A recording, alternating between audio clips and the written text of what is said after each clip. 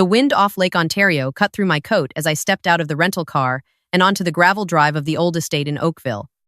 22 years since I'd last stood on this property, and the lilac hedges along the fence line had grown wild, untamed, the way my mother had always wanted them before my father, ripped them out and replaced them with something more befitting, a man of his standing.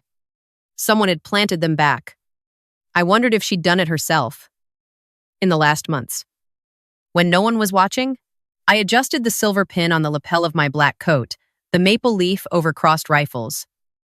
The insignia of the Princess Patricia's Canadian Light Infantry and I walked toward the funeral home's side entrance, the one my mother had always used when she was trying not to be seen.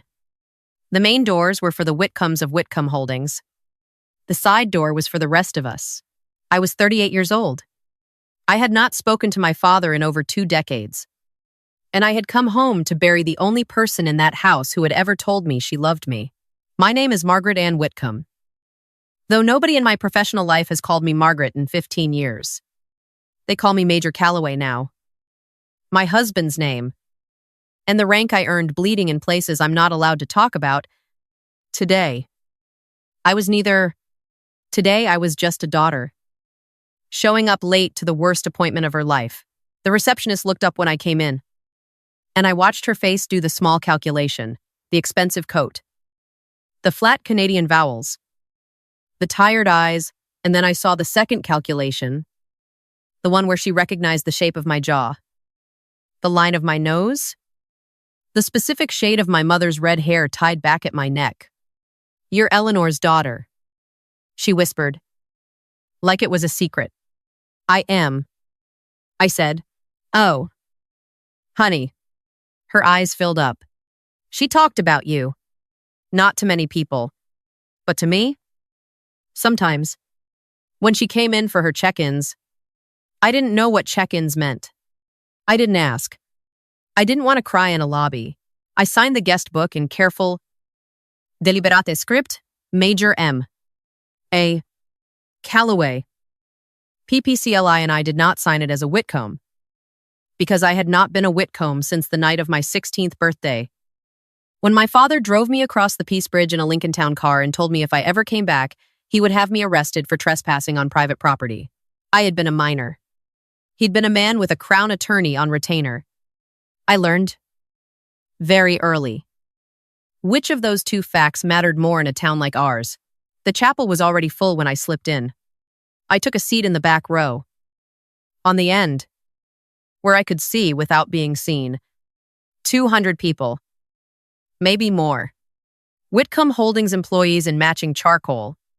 City councilors I recognized from my mother's old Christmas cards. The mayor of Oakville. Regional chair. A federal MP from the next riding. My father had built his empire on roads, paved with other people's silences. And every single silence in this room had an invoice attached. And up front, at the casket, stood my father. He looked smaller than I remembered. I had expected him to have grown into something monstrous, the way villains do in the mind of a child left on the side of the Queen Elizabeth Way in February. But he was just a man, 71 years old, white at the temples, still holding his shoulders like he thought everyone was watching. They were, but not for the reasons he believed. I watched him greet mourners. I watched him take hands and let hands fall. I watched him press his fingertips briefly to the edge of my mother's casket, like a man stamping a form at Service Ontario. Then I watched him turn, scan the room, and find me.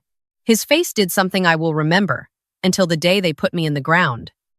It went, all at once, from grief performance to wax. Every muscle in his jaw locked. His eyes went flat and black. And he crossed that chapel like a man walking through water, and he did not stop until he was standing at the end of my pew. And he bent down, and in the softest voice he had ever used with me, he said, "You are not welcome here. Get out before I call the OPP." A woman in the pew in front of me turned halfway around, then thought better of it. I looked up at him. I let him see my face. I let him see what 22 years of cold nights and harder decisions and a husband who actually loved me had done to the frightened 16-year-old he remembered. "Hello, Father," I said. "You don't have a name in this family." He said, "You haven't had one since I took it from you. Leave.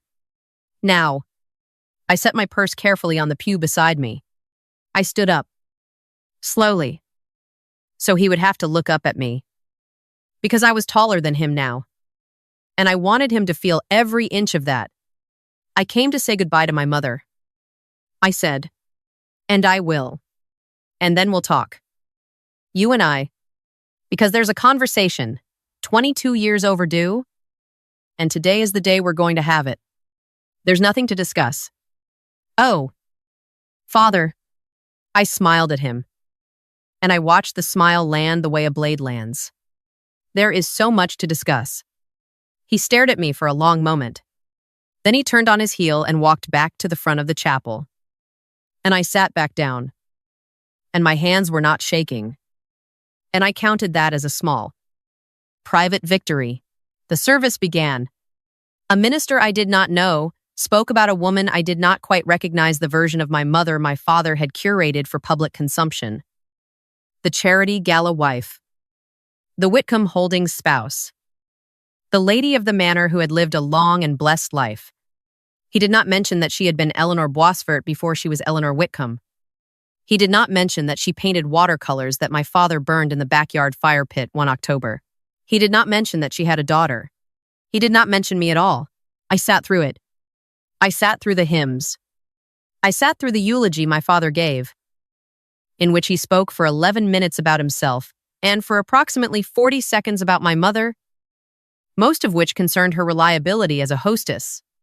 I sat through it, and I thought about the 16-year-old girl in the passenger seat of that Lincoln, who had begged her father to tell her what she had done, and who had received, in reply, a single sentence, "You know exactly what you did," and a one-way bus ticket from Buffalo to Toronto and $240 American dollars. I had known exactly what I did. I had found my father's ledger, not the one the accountants saw. The other one, the one that lived in the locked drawer of the desk in his study, the drawer whose key he kept on a chain around his neck, the drawer I had picked open one Saturday afternoon because I was 16 and bored and curious.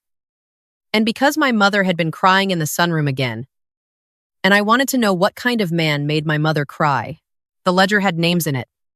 Counselors, a zoning inspector, a sitting judge, amounts, in cash, paid out of a shell company registered in the Caymans, dates going back 15 years. Whitcomb Holdings had not been built on road paving contracts. It had been built on bought ones. I had photographed 4 pages with the little film camera I'd gotten for Christmas. I had not told anyone.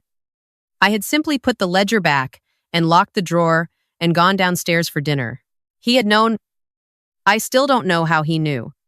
But 3 days later, on my 16th birthday, he had walked into my room at 1 a.m, stood over my bed, and told me to pack a bag, that I was going to spend some time with family in the States, that I would be home when he decided I would be home. I had not been home. Not once. Not for 22 years. The service ended. The receiving line formed. I did not join it. I walked out into the cemetery garden behind the funeral home, and I stood under a bare oak, and I watched the mourners filter out toward their cars. And I waited. Because I knew my father would come. He did. He came alone. Which was his first mistake.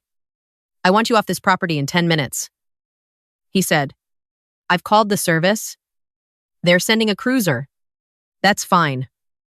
I said, "I have a few minutes. Let me tell you what's going to happen in those minutes. I'm not interested in father." I said it very softly, in the way my drill sergeant had once said my name in a hallway in Wainwright. "Alberta." And it had the same effect. He stopped talking. 22 years ago. I said, "And you put me in a car and you drove me across an international border because I found a book in your desk? Do you remember that book?" His face went the color of old paper. "I thought so." I said. I photographed 4 pages of it. 4. I kept those photographs in a safety deposit box at a TD branch in Hamilton for 19 years. And then, about 3 years ago, I gave copies of them to someone who was very, very interested. You're lying. I'm not. Though, I looked at him pleasantly. Have you met my husband? I don't care who you. His name is David Calloway. He's a chief superintendent with the RCMP, Financial Crime Division, Toronto. He's been running an investigation out of O Division for the last 2.5 years. I believe your lawyer was served with a preservation order about 6 months ago regarding certain Whitcomb Holdings financial records. You'll have mentioned it to no one. Of course, because your lawyer would have told you not to. But you'll have known. He did not speak. His mouth was open slightly. My mother knew. I said. And my voice finally cracked. Just once. Like a twig underfoot. She figured it out years ago. She'd been making copies. Of everything. For a long, long time. She sent me the first package through a woman at her church, the choir director. Mrs. Halvorsen. Do you remember her when I was 28? I have had a filing cabinet's worth of your life in my garage in Kingston for 10 years. Father, I've just been waiting. Waiting for what? His voice was not a voice anymore. It was a scrape. For hair to D. I said, because she asked me to. She said, Maggie, don't do it while I'm still here. He'll make it about me. He'll make me the widow of a disgraced man, and my life will not be worth living. Wait until I'm gone. And then do whatever you need to do. I promised her I would. And I waited. And here we are. You ungrateful. No. I held up one hand.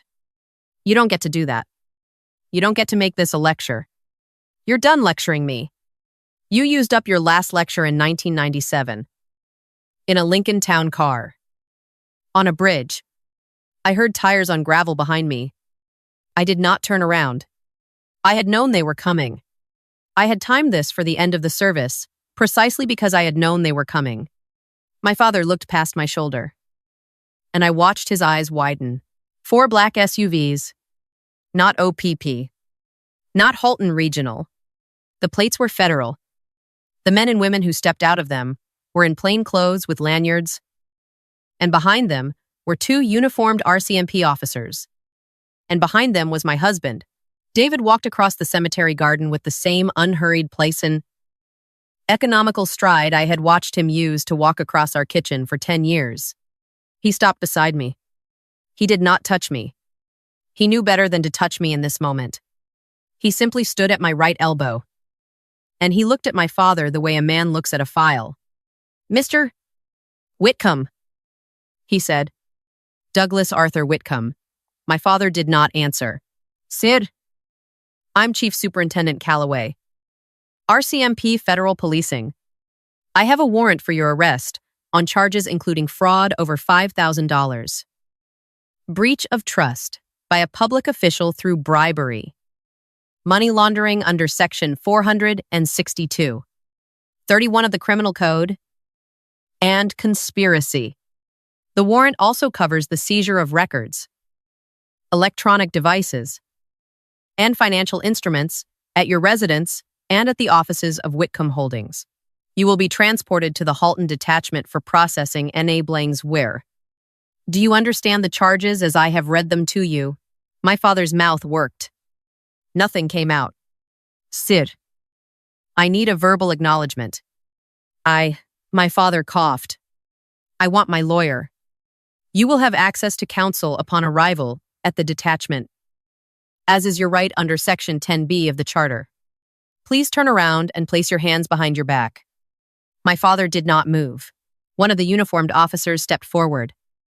And my father, all at once, jerked toward me, not violently, but desperately, the way a drowning man lunges for a rope, and he said, Margaret.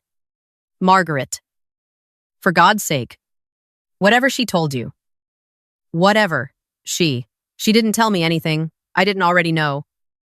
I said. She just gave me the paperwork. I am your father. No. I said, you were my mother's husband. That's all you ever were to me. And she's dead now. So you're nothing. They turned him around. They cuffed him. They did it gently. Because David had told them to. Because David had told them this woman is a soldier and her husband is not here to watch a brawl. He is here to watch the law work. As they walked him toward the second SUV, one of the mourners, a city councilor, I half recognized, a man my father had owned for 15 years, came running across the gravel, shouting something about calling the premier, about a mistake, about the Whitcomb name. David turned his head. Just slightly. And a female constable peeled off and walked toward the counselor with a folded document in her hand. And I watched the counselor's face go from rage to something much quieter as he read the first line of what she handed him.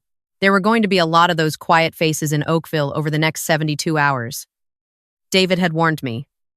11 warrants. He'd said. 11. We're not just getting him. Maggie. We're getting the whole room.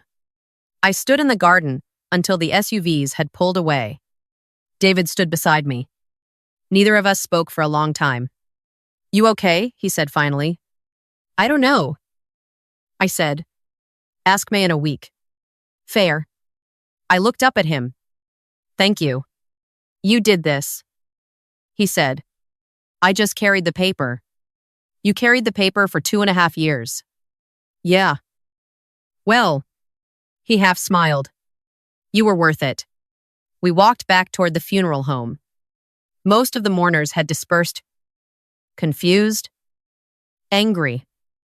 Quiet. A few of them were still standing in clusters on the steps, watching us. And I saw, in their faces, the exact moment several of them realized who I was. Eleanor's daughter. The one they'd been told had died of an overdose in Vancouver in 1999. The one my father had been mourning publicly for 22 years. At charity galas, to build sympathy and to explain why his wife sometimes drank too much at fundraisers. I went back into the chapel. My mother's casket was still there. They hadn't moved her yet.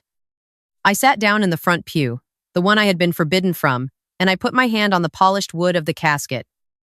And I said, very quietly, I did it. Mom, I waited like you asked. And then I did it. I cried then. Just for a minute. Just for her, Mrs. Halvorsen. The choir director, older now. Her hair entirely white, came and sat beside me without saying anything. And she put her hand over mine on the casket. And we stayed like that until the funeral director came and said gently that it was time, at the graveside. After. Mrs. Halvorsen told me that my mother had spent the last 3 years of her life volunteering at a women's shelter in Burlington under her maiden name. That she had quietly funded the legal fees for 4 different women leaving abusive husbands. That she had told Mrs. Halvorsen, one Tuesday afternoon over tea, that the only thing she regretted in her whole life was not leaving with her daughter in 1997. And that if she could go back, she would have walked out of that house barefoot into the snow and kept walking until she reached the border. I thought about that the whole drive back to the hotel. Barefoot into the snow. 3 weeks later, I stood in front of a modest bungalow in Burlington with a real estate agent. And I signed the papers to buy it. And I called it Eleanor House. And I turned it over to the same women's shelter my mother had worked at. Their second location. 8 beds. A fenced backyard. Lilacs along the property line. Which I insisted on. And which I planted myself in May. Whitcomb Holdings was dissolved by court order, 14 months after my father's arrest. The estate was seized. The offshore accounts unwound. And approximately $43 million was returned to the region of Halton, the province of Ontario, and the federal crown. My father pled out to reduce charges, breach of trust and fraud, and was sentenced to 8 years in a federal institution in Kingston, which is, by strange coincidence, 40 minutes from my house. I have never visited. I never will. The portion of my mother's personal estate that was not tied to Whitcomb Holdings, the little she'd managed to keep in her own name, in a separate account, for decades came to me. I used some of it for Eleanor House. The rest I put in a trust for the 2 grandchildren she never got to meet. My son is 6. My daughter is 3. They know their grandmother's name. They know she was brave. They know she painted watercolors. And I have 3 of them. Framed. In our hallway, the ones Mrs. Halverson had quietly saved from the fire pit 20 years ago and kept in a cedar chest in her basement. Because she had loved my mother too. In the small and enduring way that church friends sometimes do. Sometimes. In the evenings. When the kids are asleep, and David is at the kitchen table with a glass of something amber and a file folder. I stand at the window and I watch the snow come down over our yard in Kingston. And I think about a 16-year-old girl in a Lincoln Town car on the Peace Bridge, watching the Niagara River pass underneath her in the dark, and believing, with the absolute certainty of the young and the hurt, that her life had just ended. I want to tell her something. I want to tell her it hadn't ended. I want to tell her that 22 years is a long time, and a very short one, and that waiting is not the same as surrender, and that some debts get paid in full if you are patient enough and careful enough and loved, eventually, by the right person. I want to tell her that her mother was, the entire time, in the sunroom of that terrible house, making copies, but I can't tell her. She had to find that out for herself. She had to become me. Have you ever had to disappear to survive someone who was supposed to love you? Have you ever had to wait a lifetime for a door to finally open? Tell me in the comments. Tell me your name. Tell me you made it out. I want to know.